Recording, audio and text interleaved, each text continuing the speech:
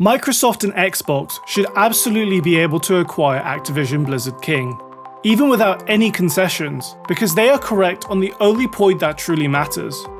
But if they fail to do so, it's 100% the fault of Phil Spencer and other Xbox/Activision leadership, not Jim Ryan. Let me explain why.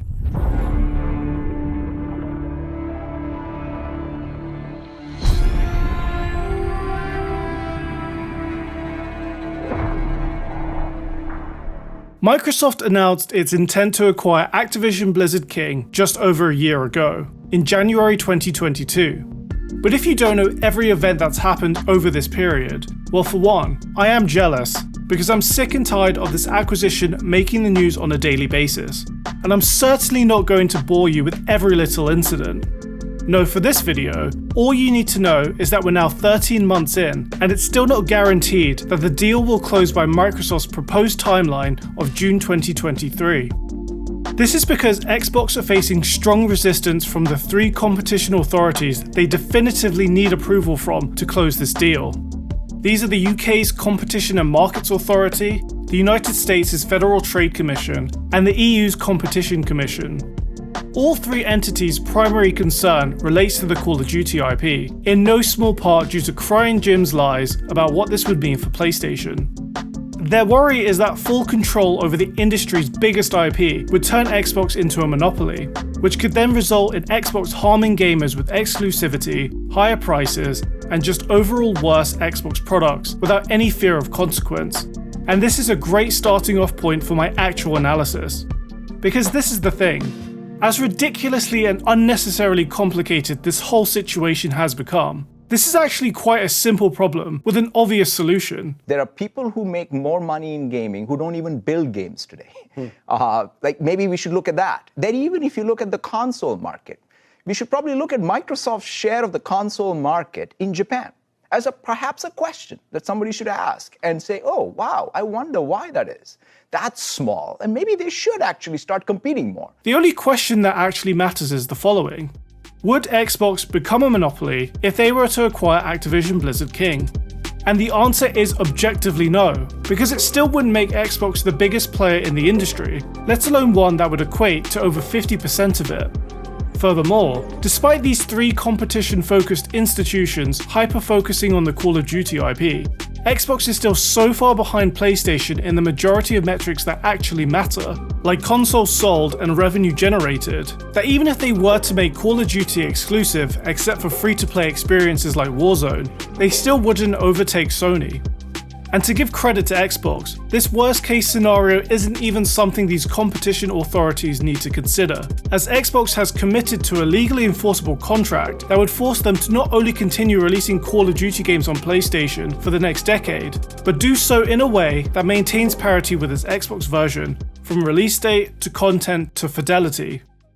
Now let's say that the PS6 launches in 2027, and PS7 launches in 2034, which is our best guess as the vast majority of consoles in the past 3 generations lasted 7 years before their successor came to market. If Xbox acquires Activision in 2023, and this is when the 10-year contract starts, at worst, PlayStation loses Call of Duty going into the final year of the PS6. If that's not enough time for PlayStation to organically create their own multiplayer competitors, especially with Bungie's expertise now in the first-party fold, and already having a backlog of excellent FPS franchises with built-in name recognition, that's on Sony's leadership. And that's even if Microsoft actually takes Call of Duty away, when if anything, Minecraft still being available on every platform nearly a decade after Xbox acquisition, including new games like the upcoming Minecraft Legends, shows that it's far more likely Call of Duty comes to the PS7. Similar to when we acquired Minecraft, and you and I have talked about this, we acquired Minecraft, was it 9 years ago now? And Minecraft, when we acquired it, was on, I think, 12 platforms, and now it's on like 22 platforms. Like, our intent is to treat Call of Duty very similar to the way we've treated Minecraft, and putting it in many different places, because at this point, those are franchises that have reached broad global awareness, and I think more people should be able to play. That's special. These are the only facts that actually matter. And because of them, Xbox's acquisition of Activision should absolutely pass, even without concessions. It's just that simple. All Xbox needed to do was hammer the point home that regardless of what they do with Activision, there's no fear of a monopoly forming because they still wouldn't even have the largest market share out of the 3 console makers, let alone other players in the games industry. And they wouldn't even come close to owning a majority share of the industry as a whole.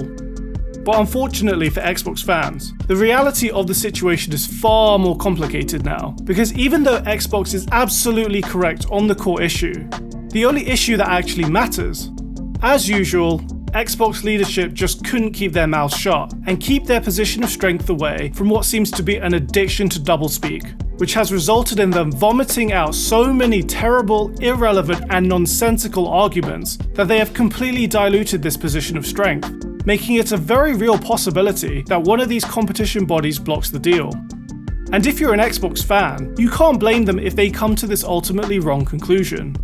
It's not like the majority of these government workers are hardcore gamers who check IGN daily for every bit of news. I imagine that before this acquisition came to their attention, a lot of them wouldn't even be able to tell you what the most recent Call of Duty was, let alone who are the 3 main developers for the franchise.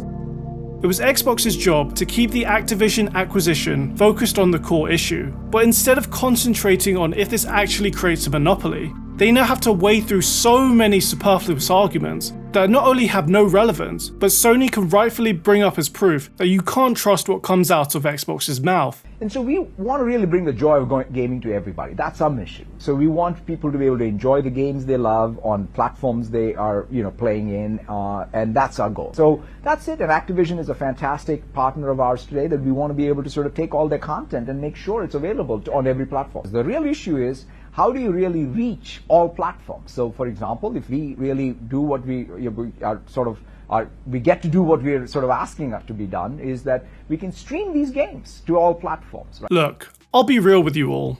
I only ever intended to do one video on this acquisition.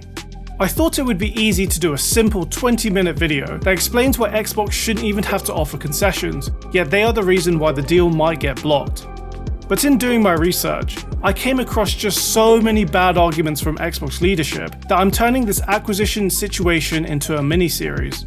Trust me, it's going to be worth properly dissecting every time Xbox shot itself in the foot, but it's going to take longer than 20 minutes to give each shot the full analysis it deserves. I do know that we're very focused on getting approval in the major jurisdictions, and I'm spending a lot of time both in Brussels, London, and with the FTC here in the US. And I'd say the discussions have been, what I would say, very fair and honest, that it is a big acquisition. There's no doubt. Microsoft and its role in the tech industry, we're a large tech company. And I do think that the discussion around an acquisition of this size is warranted. And I've appreciated the time to go spend. So here's my current plan for future episodes. The next couple of videos will explore why Xbox embracing empty platitudes like, when everyone plays, we all win, promising that the acquisition will bring more games to PlayStation on your propaganda site, and calling into question the constitutional validity of the FTC are some of the dumbest things Microsoft could have done. I'd also like to do a video that tackles the bad arguments I've seen from Xbox fanboys, like, but Sony bought Haven Studios, and what about Final Fantasy 16 and Deathloop? Essentially, this video will explain the basic concepts of false equivalence and object permanence to them, as well as what arguments they should actually be making. Because in the end, they are in the right that Xbox should get Activision, even without concessions. And finally, there will be at least one video memeing CryEngine and exposing Sony's lies on the situation as well. But ultimately, why Sony's game plan has absolutely been the correct one for them, even if they come across as ridiculous to people knowledgeable about games. So buckle in, we're about to shatter a lot of fanboy narratives on both sides. Because on this channel, we call it like it is and don't pull our punches, regardless of whether it's Xbox or PlayStation who are in the wrong. Because as you'll see when this series ends, this is the only way to conclude where Xbox's acquisition of Activision Blizzard King stands.